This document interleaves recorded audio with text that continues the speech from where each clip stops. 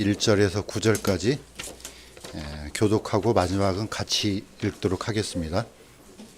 이사야 53장 1절에서 9절까지. 우리가 전한 것을 누가 믿었느냐? 주의 팔이 누구에게 나타났느냐? 그가 그분 앞에서 연한 초목같이 마른 땅에 나온 뿌리같이 자랄 터이니 그에게는 모양도 없고 우아함도 없으며 우리가 그를 볼 때 그를 흠모할 만한 아름다움 없도다. 그는 사람들에게 멸시를 당하고 거부되었으며 슬픔의 사람이요 고통을 잘 아는 자라. 우리는 그를 피하려는 것 같이 우리의 얼굴을 감추었으며 그는 멸시를 당하였고 우리는 그를 귀히 여기지 아니하였도다.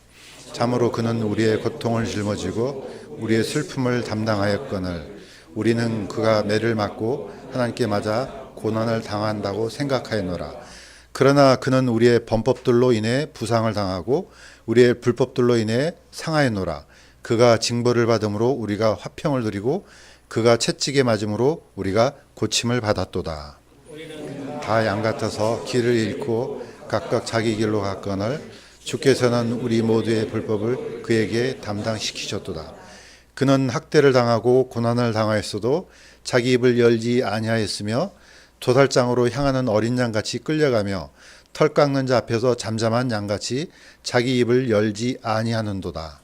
그는 감옥에도 가지 못하고 공정한 재판도 받지 못하였으니 누가 그의 세대를 밝히 드러내리요. 그는 산자들의 땅에서 끊어졌으며 내 백성의 범법으로 인하여 매를 맞았도다. 같이 읽겠습니다. 또 그는 사악한 자들과 더불어 자기 무덤을 만들었으며 죽어서는 부자와 함께 하였으니 이는 그가 폭력을 행사하지 아니하였고 그의 입에 속임수가 없었기 때문이라. 아멘. 잠시 기도하겠습니다. 하나님 아버지, 매주 돌아오는 또 첫날이지만은 저희들 마음이 하나님의 말씀 앞에 다시 새로워지고 또 주의 말씀으로 더 큰 힘을 얻고 또 주의 말씀으로 다시 세상을 이길 수 있도록 도와주시옵소서.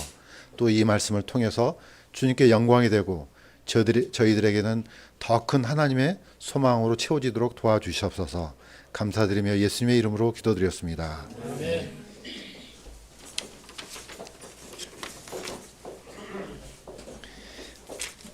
오늘이 4월 8일이죠. 8일인데 여러분들이 혹시 오늘 무슨 날인지 아는 사람이 별로 없을 겁니다. 왜 그러냐? 달력이 안 나와 있기 때문에 그렇습니다. 사실 오늘이 초실절입니다. 예수님이 오늘 부활하시는 날입니다. 이게 왜 틀리냐? 유대인들은 올해가 윤달이 있어서 지금 한국에서 지키는 부활절하고 한 달 차이가 납니다. 그래서 오늘 유대인들은 오늘이 바로 초실절이고 오늘이 부활한 날입니다. 자, 왜 이게 날짜가 틀리냐? 유대인들은 이 달을, 이 날짜를 쫓아가는 절기가 있습니다. 그러니까 유월절, 무교절, 이거는 음력 날짜를 쫓아갑니다. 그런데 초실절은 요일을 쫓아갑니다. 안 변합니다. 요일은 항상 주일입니다. 그러니까 오늘이 바로 예수님께서 부활하신 날이 됩니다.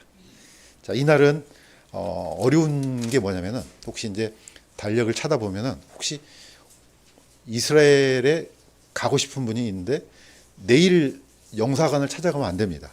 왜냐? 내일은 휴무입니다. 왜 휴무냐? 올해 이번 주에 지난주부터죠. 지난주 월요일이 6월절이었어요. 6월절 다음 날이 무교절입니다. 자, 무교절은 항상 목요일 첫날은 쉬는 날이에요. 공휴일이에요. 그 다음에 7번째 날이 또 공휴일이에요. 그날이 공교롭게도 내일이에요. 월요일입니다. 그러니까 내일 일 보러 가면 안 됩니다. 이스라엘 대사관은 쉽니다.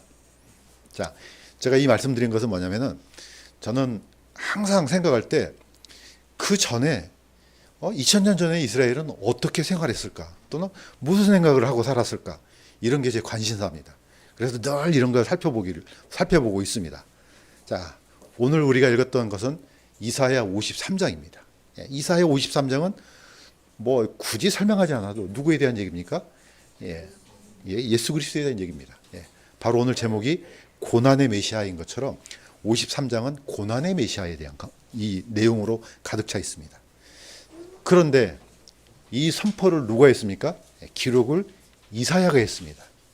이사야 선지자는 우리가 이제 잘 알고 있는 것처럼 우시야 왕부터 시작해서 우시야 왕, 요담, 아하스, 그 다음에 히스기야, 이때 활동했던 선지자입니다. 문제는 어떤 문제가 있었습니까? 이 선포를 아무도 귀담아 듣지 않았다는 게 문제입니다. 자, 그 배경을 한번 쫓아가 보도록 하겠습니다. 이사야의 외침, 이사야가 1장에 이렇게 기록했습니다. 이거 목사님이 지난주에 한번 했던 겁니다. 다시 한번 반복합니다. 유다 왕 우시아와 요담과 아하스와 시기야 시대에 아모스의 아들 이사야가 오 하늘이여 들으라, 오 땅이여 귀를 기울이라. 주께서 말씀하시기를 소도 자기 주인을 알며 나귀도 자기 주인의 구유를 알건만은 이스라엘은 알지 못하며, 이렇게 외칩니다. 사실 이 외침이요, 이런 거하고 똑같습니다. 어이 동네 사람들, 이 기막힌 좀 일 좀 보소, 이겁니다. 그러니까 하늘이여 들으 말은 야 하늘아 들어, 이런 뜻이 아니에요. 하나님께서 만드신 모든 피조물들아, 이게 웬 말이냐, 세상에 어떻게 해서 이런 일이 일어나느냐, 지금 이겁니다. 밑에 있는 그림은 어떤 그림이겠습니까? 왼쪽은 소 주인이고 왼쪽은 소입니다. 소도 사실 오래 키우면요, 주인을 알아봅니다. 당연히 알아보죠. 왜냐, 저녁에 맨날 꼴을 주잖아요. 짐승도 이런데 어떻게 이스라엘은 어떻게 이런 일이 다 있느냐, 이겁니다. 내가 그들을 어떻게 구원했느냐.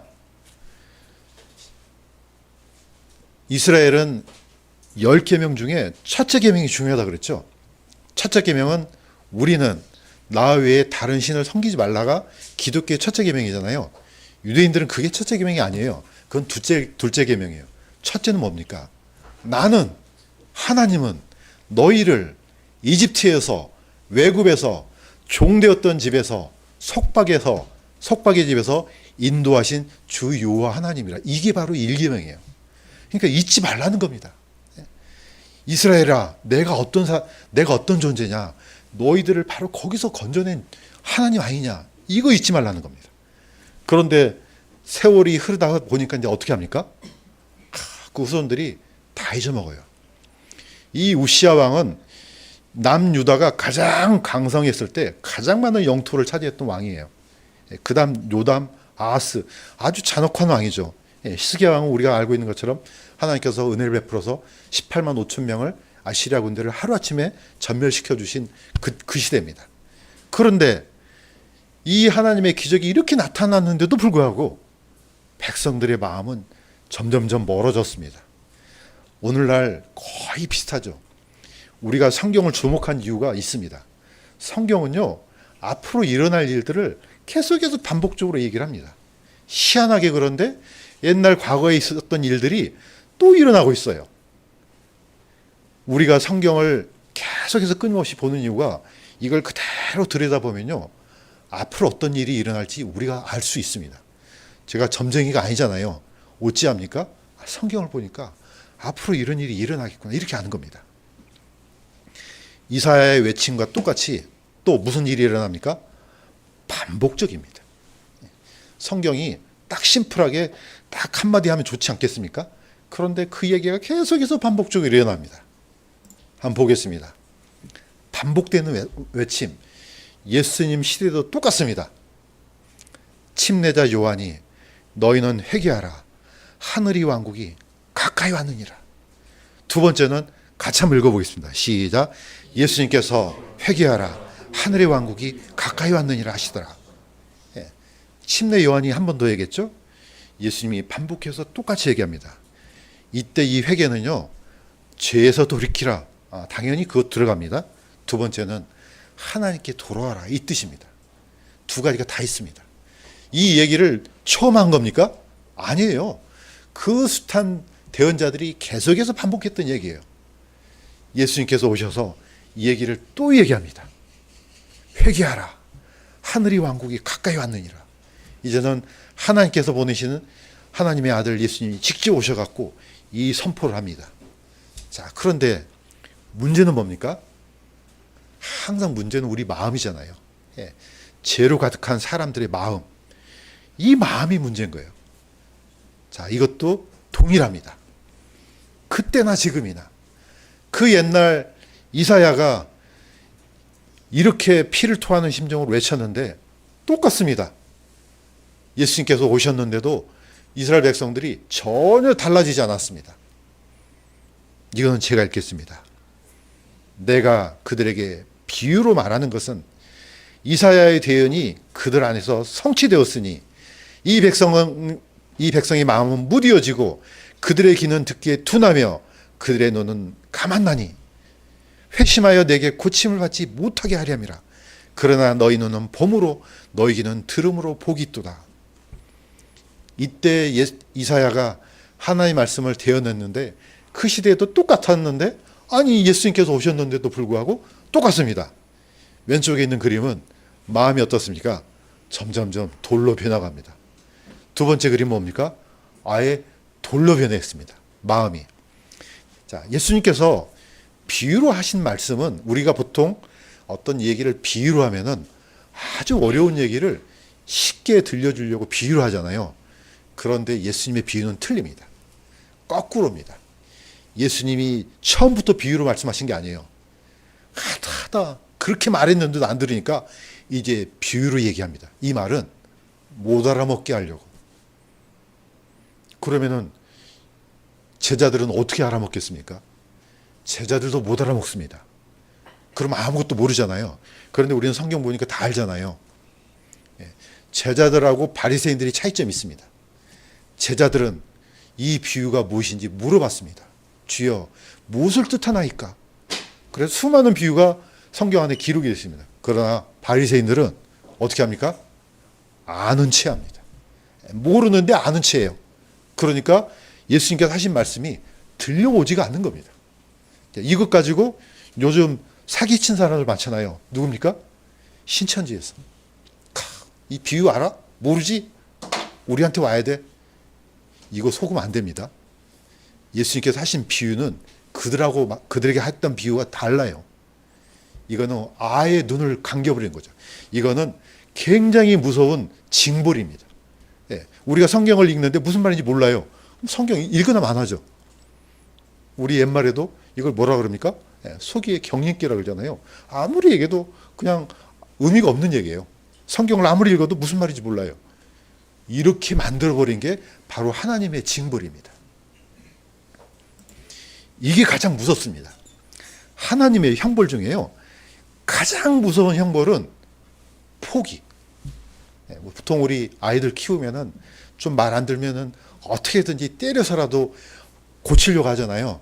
그런데 계속 이 얘기했는데 부모의 말을 안 들어요. 그럼 어떻게 합니까? 그래, 네 마음대로 살아. 아예 포기해버려요. 이거는요, 가장 무서운 징벌이에요.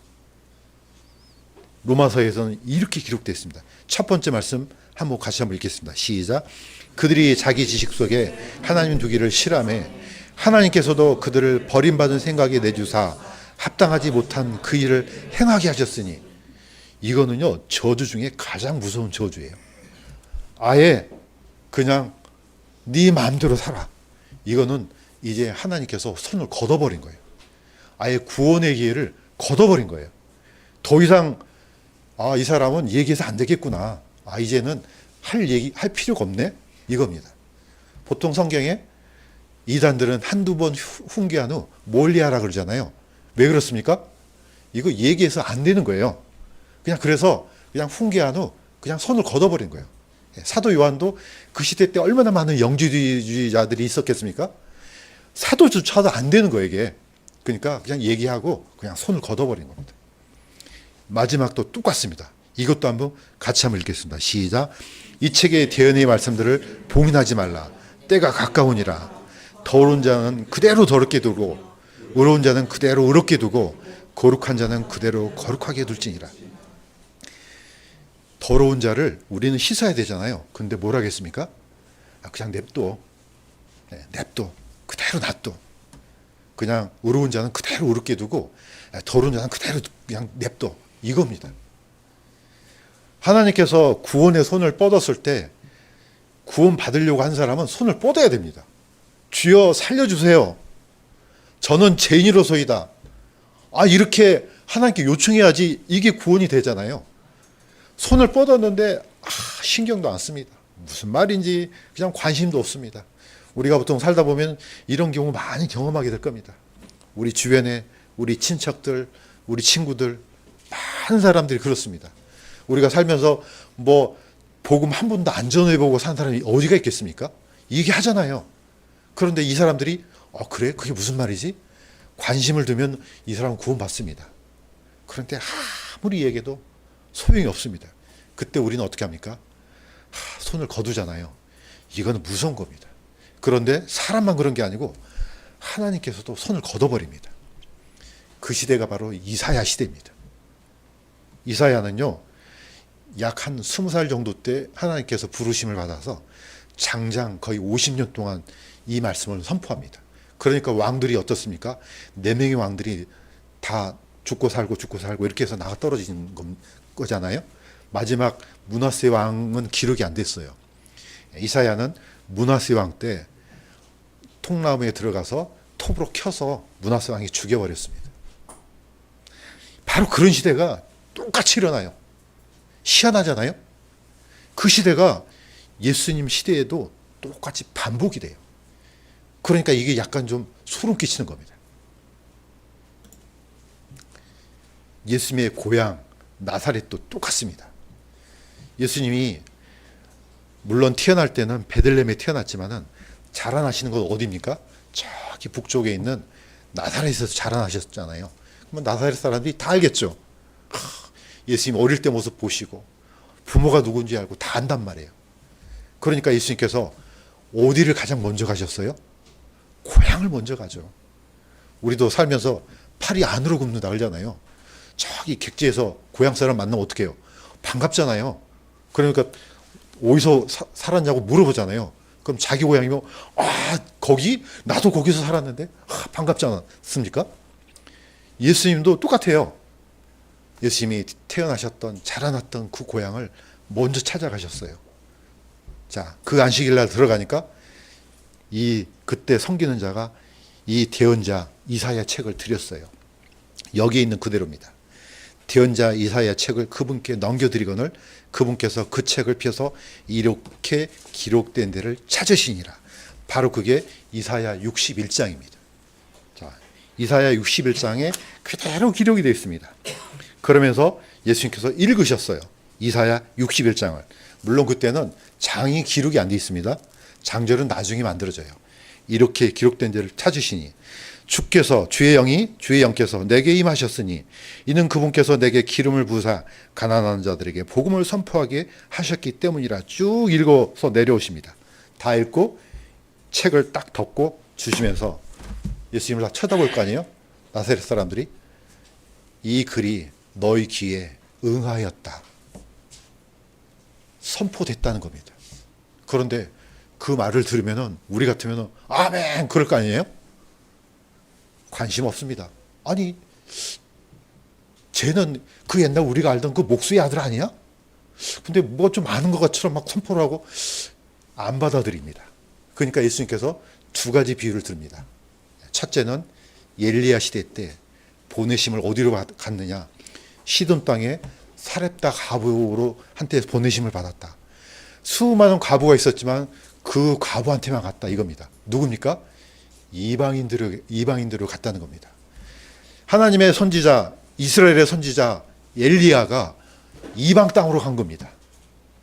자, 수많은 문둥병자가 있었는데 누구만 고침받았습니까? 엘리야 시대 때 나만 장군만 고침받았습니다.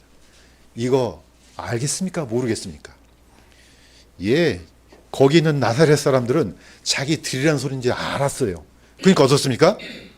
이 사람들이 분노가 가득해서 회당에 있던 모든 사람들이 진노가 가득하여 낭떠러지까지 그분을 끌고 와서 거꾸로 떨어뜨리려 하대요. 그러니까 잡아가지고 예수님을 절벽에다 밀어버리려고 했습니다. 이게 어디입니까? 이게 바로 예수님의 고향 나사렛이에요. 이게 바로 이스라엘이에요. 놀라운 일이 지금도 일어나고 있습니다. 자, 오늘 읽었던 말씀 다시 한번 반복합니다. 이스라엘이 착각을 일으켰습니다. 어떤 착각? 나중에 예수님께서 드디어 십자가에 못 박힙니다. 그런 과정들이 오늘 이사야 53장이에요. 굳이 이거 하나하나 뜯어서 이게 무슨 뜻이고 이게 안 해도 여러분들 쏙 다 들어옵니다.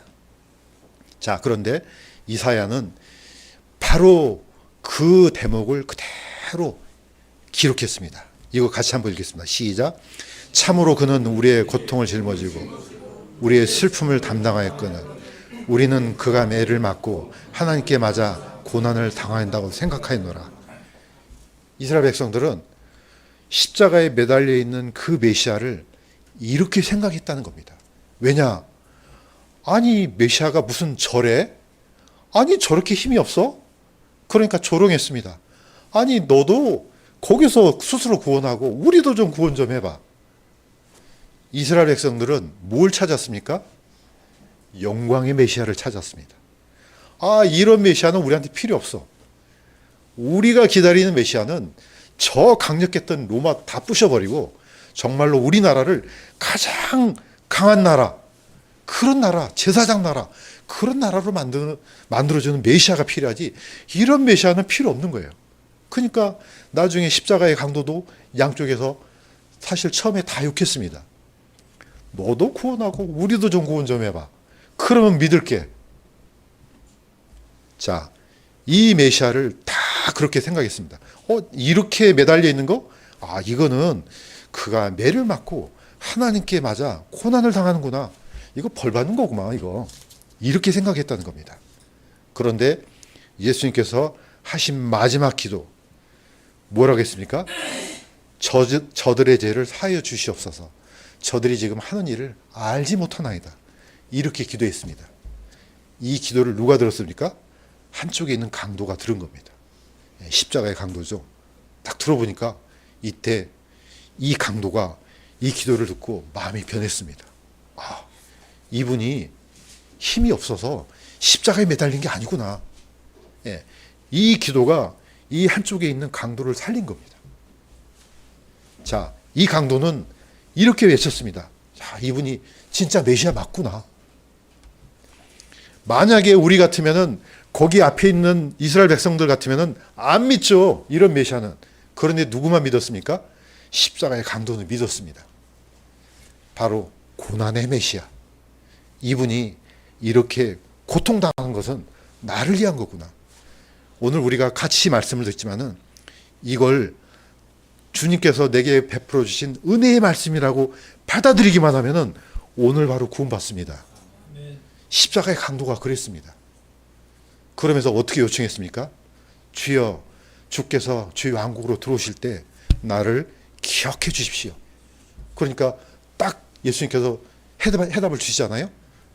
네가 오늘 나와 함께 낙원에 있으리라. 이날, 바로 이날, 이 순간 십자가의 강도는 구원받았습니다. 이게 그 2000년 전에 하셨던 말씀이지만 지금도 동일한 효력이 있습니다. 저는 지금 이스라엘이 어떤 일이 일어날까 늘 궁금해요. 그런데 2000년 전에 그 배경하고 지금하고 너무 닮아 있습니다. 설교 시간이지만 이거 한번 꼭 보고 넘어갔으면 좋겠습니다. 영상 한번 틀어주세요.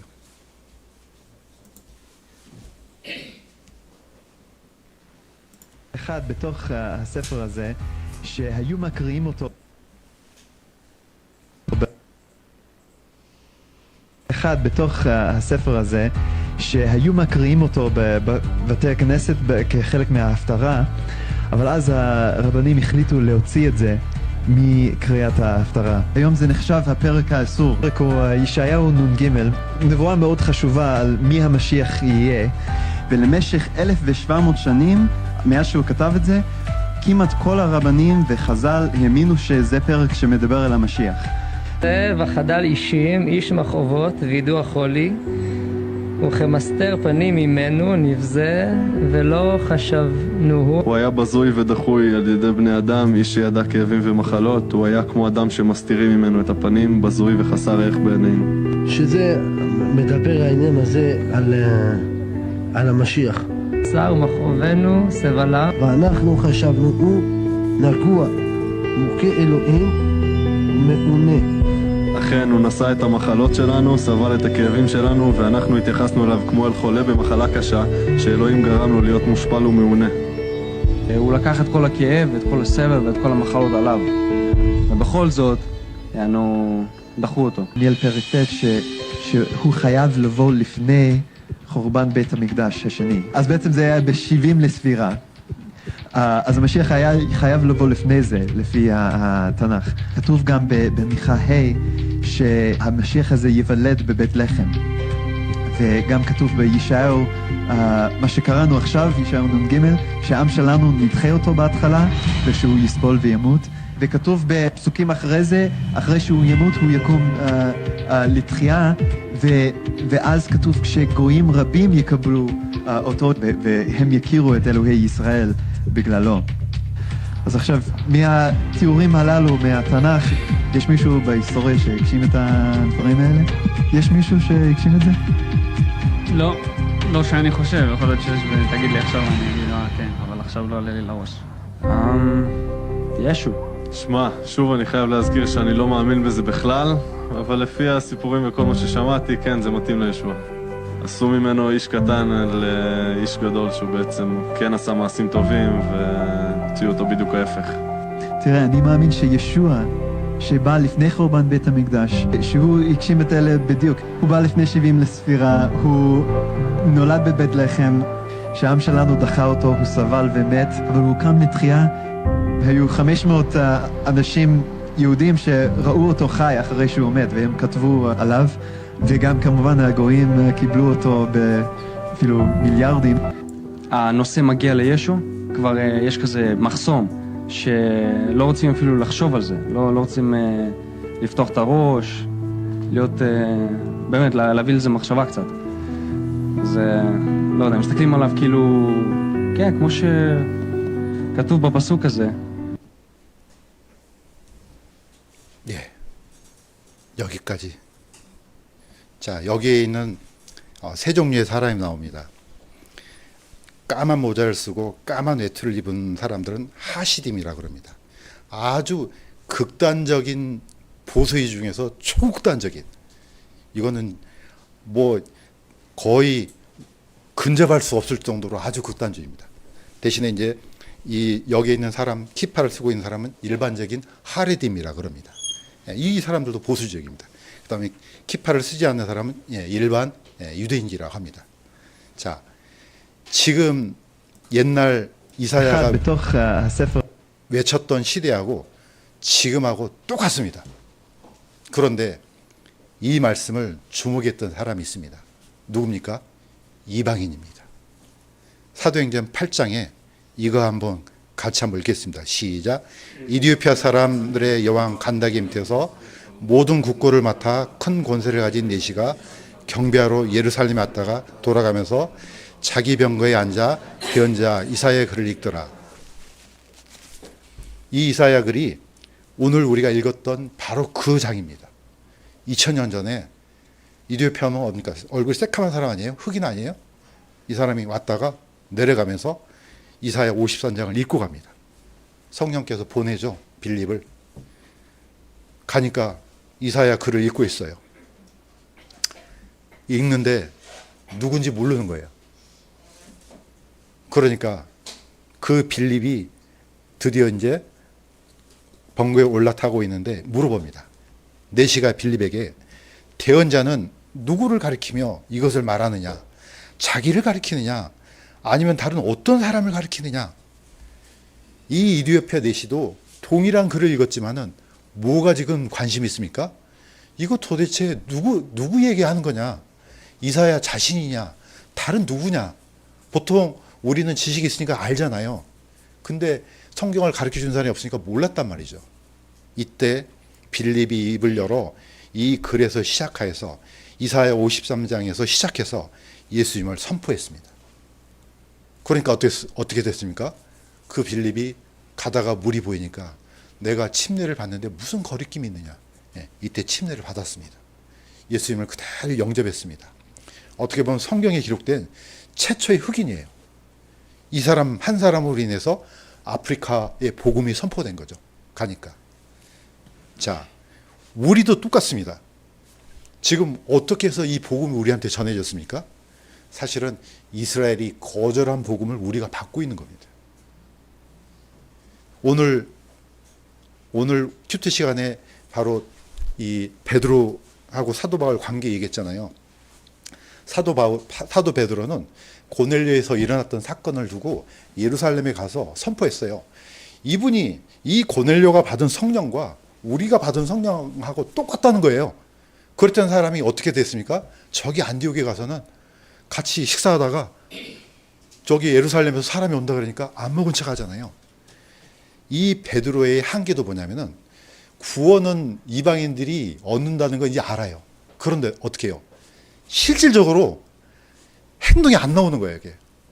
그만큼 유대인들이 볼 때 이방인들은 어떤 존재냐면 개예요, 개.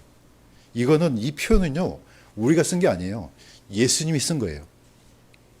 예수님께서 자녀의 빵을 던져 개들한테 던짐이 마땅치 않다 그랬거든요. 두로에서 일어났던 일이에요, 이방인들이. 그러니까 그 여인이 그랬지 않습니까? 개들도 주인의 상에서 떨어지는 푸스러기를 먹나이다. 이게 바로 이방인입니다. 자, 유대인들이 어떻게 생각하는지 한번 보겠습니다. 유대인들이 메시아를 거절했어요. 자, 우리가 지금 성경 보고 있잖아요. 구약 성경. 유대인들은 이렇게 생각합니다. 어쭈, 개들도 성경을 보네? 이게 우리한테는 충격이지 않습니까? 뭐, 개라고? 개들이 지금 성경 보는 거예요. 그들이 보는 관점이에요. 이거 장난 아니에요. 우리를 사람으로 보겠어요? 유대인들은요, 이방인들은 개예요. 그 시대 때 사도 베드로도 똑같았어요. 이게 이사야 그 선포했을 때 백성들의 마음이에요. 이렇게 높아 있는데 로마서에서 이렇게 합니다. 사도 바울이. 너희 모든 이방인들아 주를 찬양하라. 이사야가 이르되 이방인들이 그를 신뢰하리라. 이미 구약 성경에 누구는 버려버립니까? 유대인들은 예수님을 버려버려요. 오늘 봤던 이 동영상도 똑같지 않습니까? 아니, 이사야가 기록한 하나님의 말씀이에요. 그런데 누가 봐도 이분이 메시아인 걸 보기만 하면 눈이 열려요. 이분이 다른 누가 될 수가 없어요. 그런데 이 사람들이 이걸 덮어버려요. 보기 싫은 거죠. 우리도 보통 역사 가운데 그냥 광개토 대왕이 나오는 그 엄청난 역사 보면 기분 좋잖아요. 그런데 구한말 말기 역사를 보면 짜증나잖아요. 보통 사람들은 다 정말 우리에게 희망을 주고 힘이 되는 그런 장면만 보려고 그러지 자기가 학대당하고 이런 건 안 보려고 그런단 말이에요. 똑같습니다. 그러니까 예수님께서 이렇게 선포하십니다. 동서로부터 많은 사람들이 와서 아브라함과 이삭과 야곱과 함께 하늘의 왕국에서 앉으려니와 왕국의 자손들은 바깥 어둠 속으로 쫓겨날 것이요 거기서 슬피 울며 이를 갈미 있으리라. 이게 현재 이스라엘이에요. 그런데 우리 개 같은 이방인들이 이 말씀을 받아들여서 누구랑 같이 앉아 있게 됩니까? 아브라함과 이삭과 야곱과 함께 천년왕국이 들어갈 겁니다. 물론 영원한 천국도 들어갑니다. 이게 지금 현실입니다. 그런데 이게 이제 바뀌게 됩니다. 어떻게 바뀌게 되냐? 이스라엘은 나중에 우리가 먹다 버린 그 부스러기를 찾을 때가 있을 겁니다. 이게 바로 하나님의 남은 은혜입니다. 이거 같이 한번 읽겠습니다. 첫 번째 거 시작. 이사야도 이스라엘에 관하여 외쳐 이르되 비록 이스라엘 자손의 수가 바다의 모래 같을지라도 남은 자만 구원을 받으리라. 남은 자를 오해하면 안 됩니다. 이 남은 자는요 정말로 낮아진 사람이에요. 저 많은 이스라엘 백성들이 다 구원받는 게 아니에요. 이 가운데 진실로 메시아를 찾는 낮아진 심령들이 있는 거예요. 그래서 우리가 이스라엘 위해서 기도하는 거예요. 저기 막 썩어빠진 그런 이스라엘 백성들 아니고 정말로 이 메시아를 그런 마음으로 찾는 사람들이 있기 때문에 우리가 기도한 겁니다. 그 사람들에 의해서 이 이스라엘이 나중에 하나님의 은혜를 받을 날이 분명하게 있을 것입니다. 자, 지금 이스라엘은 이겁니다. 사도 바울이 얘기했습니다. 그럼 왜 이스라엘이 저지경이 됐느냐? 무슨 까닭이냐? 무슨 이유냐? 그들이 믿음으로 구하지 아니하고 율법의 행위로 구하였기 때문이라. 그들은 걸림돌에 걸려 넘어졌느니라. 지금 넘어져 있는 겁니다. 그런데 거기에 있는 소수만이 이 메시아를 진정으로 찾는 사람이 있을 겁니다. 그래서 우리는 하나님의 은혜는 항상 낮은 곳으로 흐릅니다. 이건 망고의 진리입니다. 우리가 만일 마음이 높아지면은 하나님은 분명히 이 문을 닫아버릴 것입니다. 그래서 우리가 예수님이 오시는 그날까지 우리는 나는 개 같은 이방인이었지. 나는 쓸모없는 존재였지. 그런데 하나님의 은혜로 내가 이런 큰 은혜를 받아서 하나님의 자녀가 됐구나. 이걸 잊지 말기를 주님의 이름으로 간구드립니다. 밑에 있는 개 보세요. 뭘 먹고 있습니까? 빵 먹고 있잖아요. 자녀의 상에서 떨어진 빵을 던져줬습니다. 이 개는 감사합니다 하고 먹었습니다. 나중에 개도 부스러기가 남잖아요. 그걸 누가 가져갑니까? 이스라엘이 갖고 갈 겁니다. 야, 우리가 바로 이사야 53장에 그 근이 바로 메시아였구나. 이때 이제 눈이 열리는 겁니다. 어떻게 보면 이것도 하나의 섭리죠. 이 눈이 왜 열립니까? 그만큼 마음이 떨어져 있으니까 열리는 거죠. 내가 지금 배가 불러 보세요. 별의별 세상의 진미를 갖다 준 들 그게 맛있겠어요? 우리의 마음이 그래야 된다는 거죠. 우리의 마음이 낮아지고 낮아져서 하나님의 은혜를 받을 준비가 됐다면 하나님은 한량없는 은혜와 사랑을 베풀어 주실 줄로 믿습니다. 기도하겠습니다. 하나님 아버지, 이사야 53장에 기록됐던 고난의 메시아에 대해서 우리가 생각해 보았습니다. 참으로 개 같은 존재인 우리를 이렇게 큰 하나님의 은혜를 부어주셔서 우리는 하나님 앞에 무슨 말을 할 수가 있겠습니까? 그러나 현재 이스라엘은 어떤 상태에 있는지 우리가 잘 알고 있습니다. 주여, 그들에게도 긍휼을 베풀어 주셔서 정말로 남은 자들에게 이 은혜가, 하나님의 구원의 은혜가 그 안에서도 활동하고 넘칠 수 있도록 도와주시옵소서. 또한 우리는 예수님이 오시는 그날까지 낮은 마음으로 주님을 섬길 수 있도록 도와주시옵소서.